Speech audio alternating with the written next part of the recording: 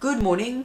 In today's episode of Repaired, I am going to show you how to fix lamps. Logic DIY. Think, build, and repair. I have found this desk lamp in the trash and I am going to try to make it work again.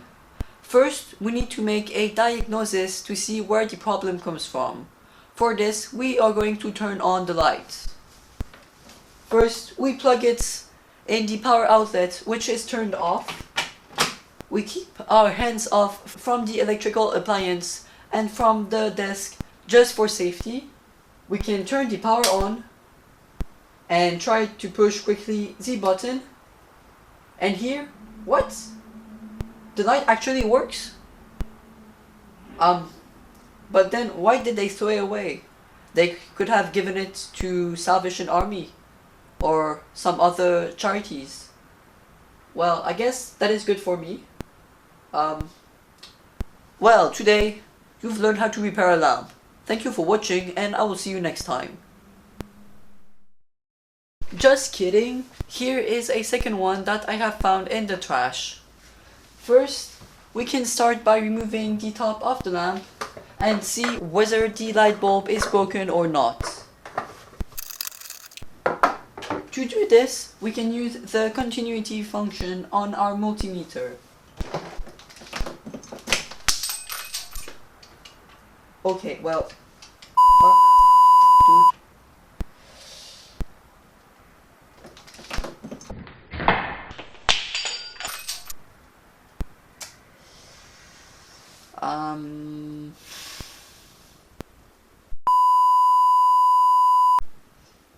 Don't make the light bulb fall down, I guess.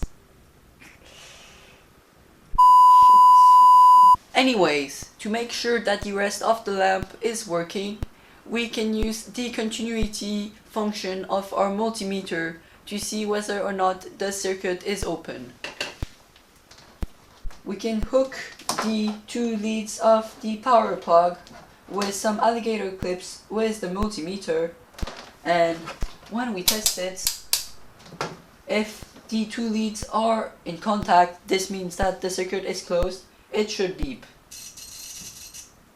Next, we are going to plug the two leads and short the lamp connector like so, but nothing is happening.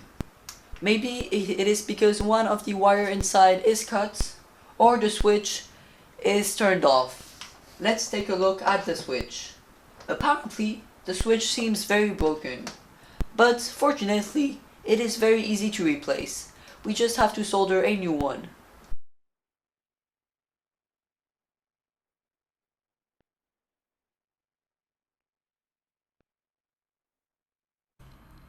I have found these big switches in bigger broken electrical appliances. Do not use the small ones because you risk getting a lethal shock. I am going to insulate the connection with heat shrink. Electrical tape works too, but it is not the best and it is a little bit less safe. Make sure there is no bare wire which can be touched by the user. Anyways, I have soldered the new cables and I have used heat shrink where it was possible and then loads of electrical tape. Safety is the #1 priority. Make sure that there is no possible way to touch the non-insulated leads of the wires. Otherwise, this could be lethal. So do this at your own risk. But here it should be fine. Next, we can do the continuity test. We flick the switch on. Two leads are connected. We can test the two lead first. And short the light bulb.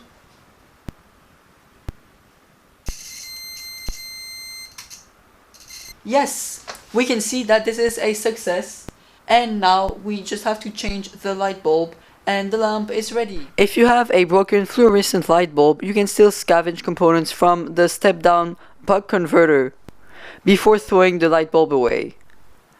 I have another problem. My main filming spotlight lamp has a smaller socket and therefore no powerful small LED light bulbs in any store. So I scavenge temporarily the bigger socket in the previous lamp that we have repaired and solder the connections, which are overwhelming easy. Red goes to red and blue goes to blue. The voltage definitely is mains, so please be very careful and do this repair at your own risks.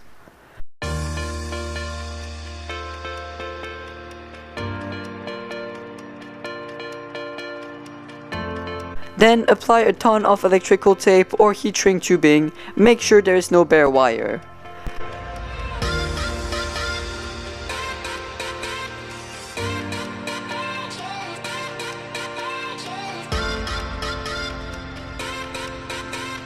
And it is working great! I bought a neon bar in order to light up the back of the scene, but I need to make a mount. It was made out of wood with small screws. Try not to short the wires inside the light. I would not recommend buying fluorescent light bulbs when you will be moving the lamp around very often because they tend to break very quickly. Instead, buy this LED light bulb. But don't buy the incandescent light bulb too because they are just not efficient and eco-friendly. This is it for today. Now I have an even better lighting setup and hopefully you learned something new. Thank you for watching and I will see you next time.